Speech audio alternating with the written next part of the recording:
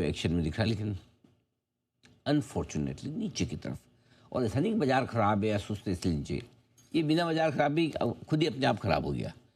और सपने तो बहुत दिखाए थे शेयर ने, ड्रीम्स, लेकिन इनको खरीदने वाले जो फॉक्स हैं वो ड्रीम की जगह नाइटमेयर में हो गए। नाम है ड्रीम फॉक्स, समझ तो गए होंगे आप। ओके, लगातार गिरा है और इस गिरने के पीछे वजह क्या है, क्यों इतना टूटे टूटे टूटे जा रहा है, अंश बताइए। बिल्कुल सर, तो यहाँ पे हम सबसे पहले आईपीओ से शुरुआत करेंगे। जब इसका आईपीओ आया था तब हम देखें तो लिस्ट ये करीबन 50-55% की प्रीमियम पर हुआ था। अब ये हुआ था अगस्त 2022 में। उस टाइम में बाद में हम देखेंगे तो स्टॉक ने एक ऑल टाइम हाई भी लगाया था, बाद में जाके 850 रुपीज़ के आसपास तक।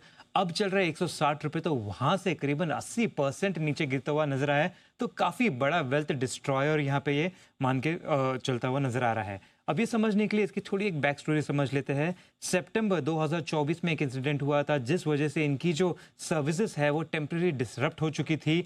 हालांकि अगले दिन वापस सर्विसेज शुरू हो चुकी थी, लेकिन तब तक कई सारे बैंक्स और कई सारे यहाँ पे जो भी ये सर्विसेज प्रोवाइड करते उन्होंने अपने एक ऑल्टरनेट ऑप्शंस ढूंढ लिए थे, जिस वजह से इनकी यहाँ से नेगेटिविटी शुरू हो चुकी थी। उसके बाद में हम देखें तो कई सारे नेगेटिव फ्लो भी आते हुए दिखे हैं। और अब रिसेंटली देखें तो 1 जुलाई से एक्सिस बैंक और आईसीआईसीआई बैंक ने भी कुछ लॉयल्टी और सर्विसेज प्रोग्राम बंद कर दिए हैं।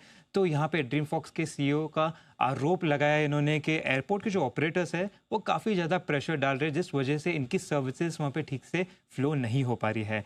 साथ ही साथ अडानी एयरपोर्ट के सीईओ ने ये तक कह दिया है कि लॉन्च एक्सेस के लिए इन्हें कोई मिडिल मैन की ज़रूरत नहीं है। अगर हम यहाँ के फिनेंशियल पोजीशंस भी देखें, इनके परफॉर्मेंस, तो पिछले 5 सालों में रेवेन्यू वैसे तो लगभग 30% के सीएजीआर से एक बड़ा है, लेकिन पैट देखेंगे तो 15% के सीएजीआर से ग्रो हुआ है। तो यहाँ पे जो नेट कैश फ्लो है वो गिरता हुआ नजर आ रहा है। एफआईडीआई की पोजीशनिंग भी देखे इनके स्टॉक में, तो पिछले 4 क्वार्टर में देखे तो जो एफआई की होल्डिंग 5.35% थी वो भी घट के अब 0.98% हो गई है। तो डीआई की यहाँ पे हम देखें तो यहाँ पे भी 9.2% से घट के 3.5% हो गई है। तो यहाँ पे जो है होल्डिंग काफ़ी गिरती हुई नजर आ रही है। अब पिछले फ्राइडे को भी देखें तो बजाज फाइनेंस और मोतीलाल ओसवाल ने लगभग 5.7 लाख शेयर्स बेचे हैं। तो यहाँ पे जो नेगेटिविटी है वो काफ़ी कंटिन्यू होती हुई नजर आ रही है। ऑलराइट, तो ड्रीम फोक्स काफी बुरे हालात एक हैं। के बाद एक खराब खबरें आ रही है, राइट? बिल्कुल। सनी अग्रवाल साहब, आप ट्रैक करते हैं या नहीं? जी जी अनिल जी, क्या करते हैं? या ओह, बताइए सर अपनी राय।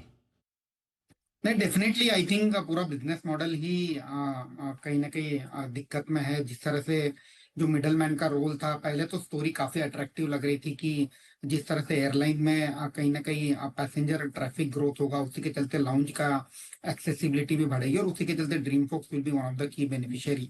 बट जब आप जो जहाँ जो एयरपोर्ट पर आप ऑपरेट कर रहे हो वहीं से आपको सपोर्ट नहीं मिल रहा हो, तो डेफिनेटली जब अदानी जैसे कंपनी ने खुद ने अपना एक टेक प्लेटफॉर्म बना लिया तो एग्जिस्टिंग जो बिजनेस मॉडल है वो डिस्टर्ब होते नजर आ रहा है। और इसके सामने जब आपको टीएफएस जैसी नई कंपनी आ रही है जहाँ की लाउंज प्लस क्यूएसआर दोनों का ही एक कॉम्बो पैक मिल रहा है, तो I think share holder will shift to that company. तो as of now view negative रहेगा ड्रीम फोक्स को लेकर। चलिए, तो ड्रीम फोक्स पर फिलहाल ये राय निकल कर आ रही है, लेकिन आइए कुछ और स्टॉक्स पे जरा फोकस करते हैं। मारुति